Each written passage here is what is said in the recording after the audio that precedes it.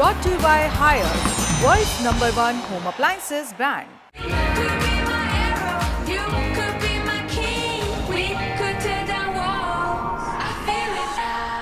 कोई प्लेयर 97 पे होता है, टीम को जीतने के लिए 10 रन के आसपास की ज़रूरत होती है, 10 रन की ही शायद ज़रूरत थी, और उसके बाद सामने वाला प्लेयर आता है, एक छक्का और एक चौका मार के मैच जिता देता है। तो ये भले ही टीम जीत रही होगी ना, लेकिन ये गुजरात के फैंस, गुजरात ने इस मैच को जीता है, लेकिन उसके फैंस कहीं ना कहीं निराश होंगे कि जॉस बटलर का शतक राहुल तेवतिया ने पूरा नहीं होने दिया। इस पे बात करने के लिए हमारे साथी सुकांत है। सुकांत, गुजरात टाइटंस मैच जीत गई, टेबल टॉपर भी बन गई 7 मैच में, ये 5वीं जीत है उनकी, लेकिन कहीं ना कहीं आज जो फैंस है वो राहुल तेवतिया पे गुस्सा जरूर हो रहे होंगे। हाँ, गुस्सा इस बात से होंगे, लेकिन वहाँ पे स्टार्क की बॉलिंग की भी मुझे बात करनी होगी। पिछले मैच में आपको याद होगा कि यही स्टार्क थे जिन्होंने मैच पलट दिया था राजस्थान के अगेंस्ट, यही अंतिम ओवर में। आज भी लग रहा था कि क्योंकि जब 10 रन चाहिए होते हैं तो दबाव होता है, लेकिन पहले बॉल पे जो बाहर से तेवतिया ने शॉट लगाए, उस समय भी वो अगर वो सिंगल लेकर के दे देते तो शायद वो, क्योंकि 97 पे थे, उनको 3 रन तब जी उनकी सेंचुरी पूरी हो जाती। लेकिन वो बॉल ऐसी थी जो मुझे लगता है कि जो बॉल ऐसी थी जिसके कारण से वो कट लग करके पीछे का चौका चला गया। हालांकि अब तेवतिया और जिस तरह से बटलर का रिएक्शन आया, बटलर बहुत खुश थे क्योंकि मैच जीत गए थे वो लोग, 7 में से 5 मैच जीत गए, लेकिन ये तेवतिया वो वाला काम नहीं करते जो हार्दिक पांड्या जिसके लिए बदनाम होते हैं कि आते हैं तो फिर दूसरे की सेंचुरी या कुछ एक माइलस्टोन नहीं होने देते। ऐसा कुछ नहीं था, लेकिन ये लक भी मैं कहूँगा कि थोड़ा सा उनके फेवर में चला गया। और लेकिन जब बात करनी होगी आज के बटलर की बैटिंग की, जिस तरह से उन्होंने आज आकर के बैटिंग की, और ये मुझे लगता है ये फर्स्ट है गुजरात का चेज जो सक्सेसफुली उन्होंने 200 प्लस चेज, ये हाईएस्ट मतलब रन चेज है गुजरात की हिस्ट्री में। 203 रन आज चेज किए हैं, इससे पहले उन्होंने 200 प्लस कभी चेज नहीं किया था। और एक और इंटरेस्टिंग चीज़ है कि लास्ट की जो उनकी 5 हाईएस्ट रन चेज है ना, उसमें 3 में राहुल तेवतिया नॉट आउट रहे हैं। तो ये मतलब बहुत बड़ी बात होती है, क्योंकि राहुल तेवतिया का वो आपको इनिंग याद होगा जब उन्होंने ऐतिहासिक पारी खेली थी। हाँ, तो ये एक चीज़ जो हम लोग लगातार बात कर रहे हैं, पिछली बार वीडियो में हम लोग ये बात कर रहे थे कि राहुल तेवतिया को ना अंडर यूटिलाइज ये टीम कर रही है। कहीं ना कहीं आपको देखने को मिल रहा है कि इस प्लेयर को बहुत ज़्यादा बॉल आप दे नहीं रहे हो खेलने को, ठीक है, वो आप बड़े स्कोर नहीं कर रहे हैं, लेकिन आप इनसे यही एक्सपेक्ट करते हो कि 2, 4, 5 ओवर अगर मिल रहा है ना, तो ये 5 ओवर में आपको 50, 60, 70 रन बहुत आराम से बना के दे सकते हैं। आज भी यही दिखाया, लेकिन आज गलत टाइम पे ये कर गए, और बटलर को लेके हमें भी दुख हो रहा है कि यार वो 97 पे थे, रिलैक्स थे कि 10 रन बनाने हैं, मार तो देंगे ही, और फ्लो में लग रहे थे। नहीं, सबसे बड़ी बात यह कि बटलर की अगर आप बात करो ना, तो पिछले सीजन भी याद करो तो आपको विराट कोहली ने सेंचुरी लगाई थी जयपुर में, और उसके बाद बटलर ने आकर के सेंचुरी लगा कर वो मैच जिताया था। बटलर एक ऐसे प्लेयर हैं जिन पे इन्वेस्टमेंट आपको हमेशा काम आता है। इस बार गुजरात ने जो उन पे इन्वेस्टमेंट किया है, और जिस तरह से आज उन्होंने पूरी पारी बिल्ड की, आप देखो ना, लगातार स्टार्क जो इतने चर्चा में थे, खास करके लास्ट जो, अगर आपको याद होगा वो मैच जिसमें वो उन्होंने लास्ट में जो बॉलिंग की थी और फिर सुपर ओवर में जो बॉलिंग की थी, तो बहुत ज़्यादा लोग कह रहे थे यार स्टार्क स्टार्क स्टार्क। आज भी वो चीज़ें थी, लेकिन लगातार 5 चौके जो उन्होंने मारे हैं स्टार्क के अगेंस्ट एक ओवर में, वो मैच का टर्निंग पॉइंट था, क्योंकि वो उससे मोमेंटम पूरी तरीके से दिल्ली से शिफ्ट हो गया। और मैं एक और बता देता हूँ, आंकड़ों के हिसाब से ये दिल्ली की पहली 200 प्लस रन बनाने के बाद हार है। आज तक दिल्ली की टीम 200 रन प्लस बनाने के बाद कभी भी एक भी मैच नहीं हारी थी, लेकिन ये दिल्ली का एक, मैं ये कह सकता हूँ, क्योंकि देखो अब पिछले 3 में से 2 मैच वो दिल्ली हार गई, लास्ट मैच भी दिल्ली जीती लेकिन सुपर ओवर में जीती जा करके।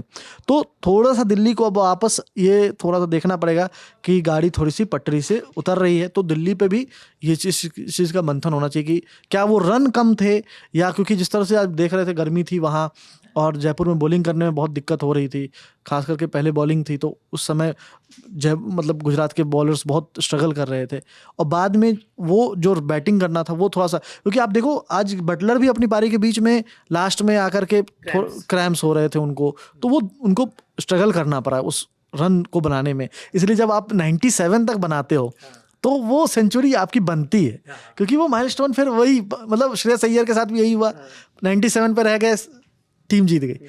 टीम जीतती है तो खुशी होती है कि हाँ आप जीत गए, लेकिन ये जो माइलस्टोन होता है, क्योंकि T20 एक ऐसा फॉर्मेट है जहाँ पे 100 रन बनाना बहुत मुश्किल है, बहुत बड़ी बात है। और कहीं ना कहीं कितना भी प्लेयर्स बोल दें, या वो प्रेस कॉन्फ्रेंस में आके बोल दें कि, या फिर पोस्ट मैच प्रेजेंटेशन में ये बोल दें कि मैटर नहीं करता है टीम जीतना, लेकिन कहीं ना कहीं वो पर्सनल माइलस्टोन जो है वो इंपॉर्टेंट होता है। टीम की आप बात कर रहे थे, 7 मुकाबले हुए हैं, 3 टीम जो है दिल्ली, पंजाब और गुजरात की टीम टॉप पे पहुंच गई है। दिल्ली और पंजाब, इन्होंने 7 में से 5 मुकाबले जीते हैं और 2-2। अब इनके साथ ये सीन बन रहा है कि अब बाकी के 7 मुकाबले बचे हुए हैं, अगर ये लोग 3 या 4 उसमें से मुकाबले जीत जाते हैं तो बहुत आराम से क्वालिफाई कर लेंगे।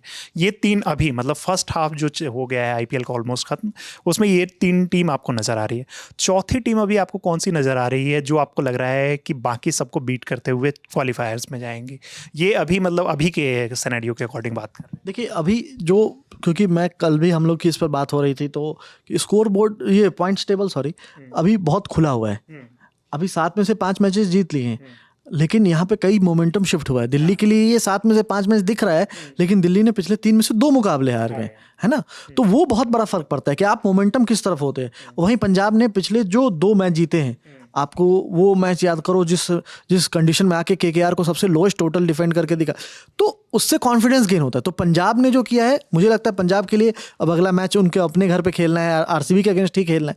तो अब जो मैचेस, आप 7 मैचेस होने वाले हैं, उनमें ये 3 टीम तो हमेशा दावेदार रहेगी, क्योंकि दिल्ली ने भी बहुत अच्छा क्रिकेट खेला है और लगातार अच्छा परफॉर्म किया है। अभी थोड़ा सा इनको थोड़ा देखना होगा कि कैसे वो टीम कॉम्बिनेशन बनाते हैं और टीम कैसे जीतती है, या फिर कैसे वो उस रणनीति को क्या बनाते हैं ये लोग। लेकिन इसके अलावा अगर आप एक टीम की अगर बात करो, तो मुझे लगता है कि अभी ओपन है लखनऊ के लिए भी, क्योंकि लखनऊ ने भी 4 मैचेस जीते हैं। उनका एक अभी राजस्थान से आज मुकाबला है।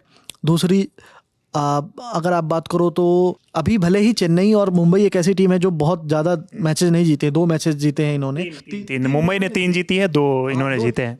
हाँ। तो ये ऐसी टीम है ना कि जो मतलब 5-5 बार की चैंपियन के पास अनुभव बहुत ज़्यादा है। ये लास्ट में टर्न अराउंड के लिए जाने जाते हैं। इन्होंने ये पहले भी किया है, 2010 में चेन्नई, मुंबई तो लगातार करती है, मुंबई लगातार करती आई। तो इन टीमों को आप तब तक खारिज नहीं कर सकते हो ना, जब तक इनके पूरे मैचेस खत्म नहीं हो जाए। जब भी चांसेस होंगे तो ये चर्चा होगी कि ये टीम हमेशा ऊपर आ सकती है। तो मुझे लगता है कि अभी भी ये ओपन है और अभी सभी टीम के पास मौका है कि वो अपने गेम में थोड़ा टर्न अराउंड करे। और राजस्थान को क्योंकि बहुत मेहनत करनी पड़ेगी, क्योंकि राजस्थान ने कई क्लोज मैचेस हारे हैं, मतलब जो उनको जीतना चाहिए था और वो हार गए। मुंबई के साथ भी ऐसा हुआ है कि 12 रन से, और भी छोटे छोटे जो इंपॉर्टेंट मैचेस अब यहाँ से बहुत इंपॉर्टेंट हो जाएगा। तो आपको सभी जो बचे 7 मैचेस हैं उसमें ये देखना होगा कि आप क्लोज मैच नहीं हार सकते। आपको कोशिश करना है कि आप लाइन के उस पार जाओ। मैं वापस से इस मैच पे आते हैं। आखिरी सवाल आपसे है कि दिल्ली की टीम कहीं ना कहीं, मुझे ऐसा लग रहा है पर्सनली, कि 20 रन या 15 रन कम से कम शॉर्ट रह गई। जिस तरीके से उन्हें शुरुआत मिली थी और बीच में भी ठीक खेल रहे थे, लेकिन बाद में जो उनका रहा ना, कि मुझे नहीं लगता है कि आप 210-215 रन से कम इस पिच पे आपको डिफेंड करना आसान होने वाला है। ठीक है, स्टार्क पिटे और बाकी बॉलर्स भी उतना अच्छा नहीं कर पाए, लेकिन ये पिच बैटिंग के लिए प्रॉपर दिख रही थी, सपाट पिच दिख रही थी। वो जो पाकिस्तान वाली होती है ना, पाटा पिच, वैसी नज़र आ रही थी। तो कहीं ना कहीं दिल्ली की टीम जो है, उनकी बैटिंग जो है ना, वो भी एक कंसर्न रहेगा। बॉलर्स तो उन्होंने किया, ये बॉलर्स ने तो अच्छा प्रदर्शन नहीं किया, लेकिन उनके बैटर्स को भी 10 रन कम से कम बनाने चाहिए। हाँ, ये आपने बिल्कुल सही कहा है कि जो 20 रन, वो क्योंकि आप जब पहले बैटिंग करते हो तो आपको एनालाइज करना पड़ता है कि जो पिच है उस पर बाउंस कैसी है। जैसे आज की अगर पिच की बात करो तो उस पर ट्रू बाउंस था, मतलब जैसा बैट्समैन एक्सपेक्ट करता है बिल्कुल वैसा। नेचुरली बॉल पड़ने के बाद जो है एकदम सही बाउंस पे आ रही थी। बैटिंग करने के लिए बहुत अच्छा कंडीशन था। और इवन आप देखो, आज पहला विकेट भी गिल का उनको मिल गया था टाइमली, लेकिन उसके बाद बटलर और साई सुदर्शन ने गेम चेंज किया वहाँ से। लेकिन ये काम दिल्ली के लिए जो लंबी बैटिंग है ना, जैसे राहुल आज उनको स्टार्ट मिली, वो 28 रन ही बना सके। करुण नायर को स्टार्ट मिल गया, फिर वो कैच दे दिए। फिर ट्रिस्टन स्टब्स के साथ भी यही हुआ।